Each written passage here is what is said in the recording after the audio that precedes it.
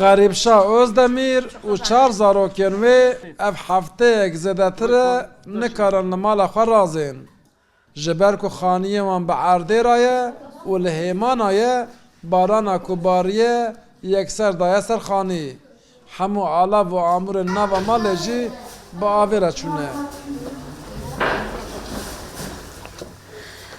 Ji xeynê ava baranê ava qirêj a kanalizasyona taxê jî daye ser malê.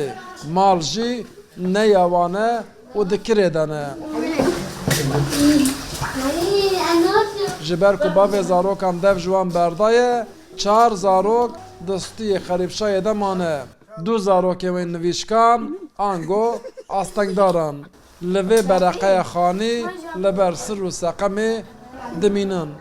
Çi av heye ava pîsîtiyê, peşkî baran tê ya jî hema çîşkî yek berderî bişojî vînewê av tê li me diqelbe. Yani bê temîrat e bê ewke û ew jî ji mecbûrî ji ber xatirê zarokê xwe ew jî xwat vir da sekinî. Me min got belkî min îdare ve min rê îdare ne bi avê li min qelbî van halê me dibînin mij bi zorê re hê zarokê xwe xelas kir. Em yardım dixwazin, xanî dixwazin, ev ê însan bo me re yardim ku me re xanî bibînin. Em ji guneh av me qelibiye, em xura dişe derva lazane sermana me sermişê hev dibûr. Şu at Ve malbatê av basmış gibi bir şey. Mextarê Peyasê Mihemed Çoban ji bo ku bikaribe alîkariya malbatê bike gihîştiye hewara wan.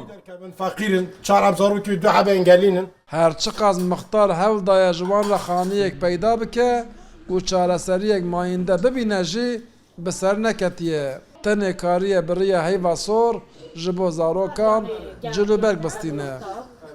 Min göreva xwe kirî, elwan geriya me, zivalî yardımcısî geriya me. Kaymakam got ki em ê vê malbatê em ê bişînin misafirhana Büyükşehirê. Min ereba xwe birine Büyükşehirê min ji wan re got ki xanîkî ji wan re bigirin ya jî kirya wan re salkî bidin. Min vî dengê xwe jî gandîwa berpirsiyar artık ewin.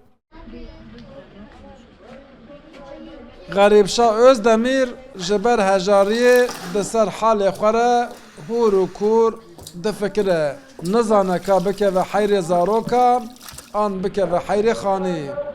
An jî heyrê zexîre û cilûbergan. Ew ketiye heyrê jiyanê. Lê jiyan bûye lehî û ew daye berxwe. Malbata Xerîbşah ev hefteyeke zêdetir e di vî halê de û xaniyê wan dibin avê de. Li ne tenê ava baranê ye ev ava kanalizasyonê jî xetimiye û daye ser. Hema tu eşyayekî wan kelopelekî wan nemaye. Ji ber vê yekê Xerîbşah û çar zarokên wê ku di dojê astengdar û nivîşkanan li vê hewşê di nava sir û seqemê de radizên. Ew niha li benda alîkariya xêrxwazan e. Maşallah dekak, Rûdaw, Amed.